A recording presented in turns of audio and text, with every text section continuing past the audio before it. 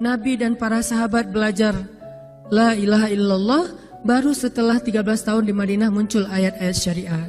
Syariat umroh, syariat haji, syariat puasa, syariat tilawah, syariat hijab. Sehingga ketika ayat hijab turun, perempuan-perempuan yang sudah belajar la ilaha illallah selama beberapa tahun tidak lagi sulit untuk menerapkannya.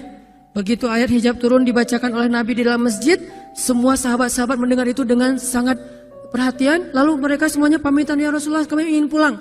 Ngapain pulang? Mau ngasih tahu ke istri-istri kami supaya berhijab. Emang kamu punya istri? Oh ya enggak. Ada yang jomblo berharap punya istri, terus ngasih tahu ke siapa yang jomblo-jomblo? Itulah kasihannya ya. Enggak bisa ngasih tahu ke kakaknya, adeknya, apalah siapalah, mantannya mungkin. Pulang ngasih tahu ke istri-istri mereka, saudari-saudari mereka, putri-putri mereka, dan perempuan yang mendengar ayat ini dibacakan langsung menutup kepala mereka dengan benda apapun yang ada di tangannya. Mau jemuran, mau baskom, mau apa, pokoknya pegang apa, tutup langsung. Hijab. Kenapa? Ini perintah Allah. Gak mungkin Allah memerintahkan kita sesuatu kecuali ada kebaikan di dalamnya. Itu aja pertimbangannya. La ilaha illallah. Bukan kenapa? Kan lebih nyaman gak pakai hijab. Kan ini, kan itu. Enggak. Satu aja alasannya. Alasan la ilaha illallah. Kalau ini perintah Allah, sami'na wa ata'na. Itu dampak dari la ilaha illallah. Dikasih perintah sesulit apapun, termasuk Zainab dengan Zaid bin Harisah. Pernah kan baca kisah Zainab di surat Al-Ahzab? Mungkin kapan-kapan kita bahas itu. Efek dari la ilaha illallah. Tiba-tiba Nabi datang kepada Zainab. Sebetulnya Zainab ini ada hati kepada Nabi Muhammad. Siapa sih yang gak punya hati untuk Rasulullah ya?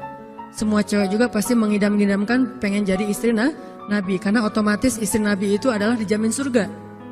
Siapa yang gak pengen jadi istri Nabi? Di surga nanti punya rumah, satu rumah dengan Nabi. Kan keren banget. Kita bisa jadi tetangga Nabi aja di surga udah keren banget. Apalagi serumah dengan Nabi. Semua cewek juga pengen jadi istri Nabi, termasuk Zainab. Dan itu hal yang wajar. Pas Nabi datang ke rumah Zainab, Zainab udah kegeeran. Nabi bilang kepada keluarga Zainab, saya ingin melamar Zainab. Zainab udah bahagia. Untuk Zaid, untuk Zaid, bukan untuk Rasulullah. Zaid? Siapa Zaid? Anak angkatnya Nabi Muhammad SAW, bekas budak. Mirip-mirip dengan Julaibib. Julaibib itu edisi Madinah, Zaid itu edisi Mekah. Ada dua cowok jomblo yang sama-sama pernah diuji dengan masalah jodoh. Zaid edisi Makkiyah, Julaibib edisi Madaniyah. Dua-duanya jomblo. Dua-duanya orang biasa, gak punya daya tarik. Followersnya gak ada, 0. Bukan selebgram sama sekali. Kata Rasulullah, aku melamar Zainab untuk putraku Zaid bin Harithah, anak angkatnya Nabi. Zainab menjawab apa? Ya Rasulullah, saya gak cinta sama Zaid. Jawaban yang sangat wajar kan? Dan jawaban yang paling sering kita dengar sekarang kan? Maaf ya, aku gak ada perasaan, kita jadi adik kakak aja. Itu kan standar ya? Standar banget lah kayak gitu-gitu. Maaf ya, kita jadi temenan aja. Maaf ya, aku gak ada perasaan apa-apa selama ini. Maaf ya, dan segala macam. Dengan bahasa-bahasa halus tapi nolak intinya. Kenapa gak bilang aja, udah gak usah kesini lagi. Kan jelas sih. Ini dengan bahasa, ya Rasulullah, aku tidak cinta kepada Zaid. Karena cinta juga pertimbangan yang penting. Dan Nabi juga tidak mengizinkan kita menikahkan putri kita dengan seseorang yang putri kita tidak berkenan dengannya. Tetap harus ditanya, ya Rasulullah, saya tidak cinta dengan Zaid. Turun ayat. Katakan kepada orang-orang yang beriman, laki-laki dan perempuan, kalau Allah sudah memerintahkan sesuatu, tidak ada kalimat yang keluar dari lisan mereka kecuali sami'na wa ata'na. Nabi bacakan ayat ini kepada Zainab. Zainab mendengar, ya Rasulullah, Allah yang menyuruh ini. Ya kata Rasulullah, sami'na wa ata'na. Kebayang gak tuh? Efek dari apa? La ilaha illallah. Jadi la ilaha illallah itu bukan cuma kalimat zikir, bukan cuma kalimat doktrin ideologi, bukan cuma masalah teologi secara teoritis, bukan. Ini dampaknya kepada akhlak, dampaknya kepada ibadah, dampaknya kepada banyak pilihan hidup dari la ilaha illallah. Orang kalau nggak baik la ilaha illallah pasti susah memilih pilihan-pilihan dalam hidupnya. Kalau tidak baik la ilaha illallah pasti susah untuk berperangai, sabar, memaafkan. Itu semuanya ada hubungannya dengan la ilaha illallah. Sama kayak Abu Bakar, ketika dia sakit hati kepada orang yang memfitnah anaknya, dia cari tahu siapa orang yang pertama menyebar hoax tentang Aisyah. Ketahuan, dilaporin, diperkarakan sama Abu Bakar. Tiba-tiba turun ayat dari Allah. Janganlah orang yang memiliki kelebihan harta di antara kalian bersumpah untuk tidak lagi membantu saudaranya gara-gara sakit hati. Hendaklah dia berlapang dada dan memaafkan. Itu perintah Allah. Berlapang dada dan memaafkan. Terus konsekuensinya apa? Balasan janji Allah apa? Ala tuhibbuna ayyaghfirallahu lakum? Tidakkah kamu suka jika Allah memaafkan juga kesalahan-kesalahan kamu? Jadi deal-dealannya dengan Allah, bukan dengan makhluk. Enak aja saya maafin dia, untung di dia, rugi di saya. Enggak. Kalau kita transaksinya dengan makhluk, kita rugi. Tapi kalau kita transaksinya dengan Allah, kita untung. Libatkan Allah dalam urusan kita. Dan ini gak mungkin kita lakukan kalau gak baik. La ilaha illallahnya. Allah nawarin kepada Abu Bakar. Ala tuhibbuna ayyaghfirallahu lakum? Tadinya Abu Bakar kesel banget sama tuh cowok. Terus turun ayat ini. Wal ya'fu wal yasfahu. Hendaklah dia memaafkan dan berlapang dada. Abu Bakar berat. Tiba-tiba Allah katakan, ala tuhibbuna ayyaghfirallahu lakum? Bala ya Rob. Kata Abu Bakar, tentu ya Allah kalau gitu saya akan maafkan. Demi supaya Allah memaafkan kesalahan saya. La ilaha illallah. Zainab, sami'na wa ata'na. Ya udah saya terima Zaid ya Rasulullah. Alhamdulillah. Datang Nabi ke Zaid. Zaid, mau gak nikah sama Zainab? Sebetulnya mau banget, tapi gak pede. Zaid takut Zainab nanti jadi terpaksa menikah dengan Zaid, jadi gak nyaman. Zaid juga gak mau menyulitkan Zainab. Ya Rasulullah, saya gak pantas untuk Zainab. Kata Zaid, dibacakan lagi ayat ini. Ya Zaid, ini perintah Allah. Oh gitu ya Rasulullah. Sami'na wa ata'na. Buat Zaid sih gampang lah ya. Udah ada legalisasi ini dari Allah. Kalau gitu, ini bukan saya ya Rasulullah yang mau ya. Allah kan yang nyuruh. Nah, saya emang gak mau maksa gitu ya. Tapi kalau Allah yang nyuruh, ya udah apalagi saya gak punya pilihan dong gitu. Padahal Zainab siapa sih yang gak mau cowok sama Zainab? Nikahlah Zainab dengan Zaid. Dan yang menjadi semacam khutbah nikahnya adalah Rasulullah SAW. Kebayang gak Zainab tuh punya hati ke Rasul, tapi Rasul yang mengkhutbahi nikah Zainab dengan orang yang Zainab gak cintai. Kebayang gak perasaan Zainab tuh? Ketika akad nikah, Nabi jadi saksi. Saya terima kata Zaid nikahnya Zainab binti Jahsy dan segala macam. Zainab kebayang gak ada Nabi di situ? Lalu setelah selesai akad nikah ditanya kepada Nabi, sah ya Rasulullah? Sah. Dan Nabi juga gak mau mempersulit. Gak sah. Kenapa? Harusnya sama saya. Enggak. Nabi orangnya fair. Nabi orangnya bijaksana. Orangnya dewasa. Gak kayak kita. Kita tuh bahaya banget jadi saksi kalau jadi mantan. Pasti gak sah. Dan Nabi gak gitu. Sah langsung di kali pertama. Kebayang Nabi memberi nasihat kepada Zainab, nasihat kepada Zaid. Zainab, aduh kenapa bukan Nabi, kenapa Zaid? Tapi apa? La ilaha illallah. Allah gak nyuruh sesuatu kecuali ada kebaikan di dalamnya. Percaya banget. Itu la ilaha illallah. Udah percaya banget. Zainab yakin, ini perintah Allah, ya sudah saya lakukan. Walaupun bukan dengan Nabi, padahal saya pengennya dengan Nabi. Kebayang gak sih pengen sama seseorang yang kita cintai banget, malah orang itu yang menjodohkan kita dengan orang yang kita gak pernah kebayangin. Amit-amit. Jangan dia ya Allah, jangan dia, dia. Kan berat tuh. Yang saya sering cerita, jangan saya. Pokoknya jangan Hanan, Hanan. Kenapa kok begitu? Karena dia bilang jangan saya bilang yang dia ya Allah. Akhirnya kita adu-aduan doa. Ya Ustadz, masa dilawan ya? Doanya lebih panjang, lebih sujudnya apa segala macam. Akhirnya jadi. Gak kebayang tuh buat Zainab. Kalau Zaid sih mungkin kebayang lah ya. Gimana happynya Zaid menikah dengan seorang cewek yang semua orang Mekah pengen nikahin dia. Tapi kalau Zainab, itu hari-hari yang sangat berat. Malam pertama gak kebayang buat Zainab. Zaid. Begitu Zaid datang, Assalamualaikum Zainab. Gimana tuh? Ini kalau kita lihat dari angle manusia ya. Karena Zainab juga manusia. Tapi semua emosional, subjektif manusia redam dengan iman la ilaha illallah. Harapannya cuma satu, pasti ada kebaikan di sini. Pasti ada kebaikan di sini. Walaupun gak kebayang kebaikannya apa, pokoknya ada aja. La ilaha illallah. Nikah Zainab sama Zaid. Cekcok selama 1 tahun, gak pernah akur.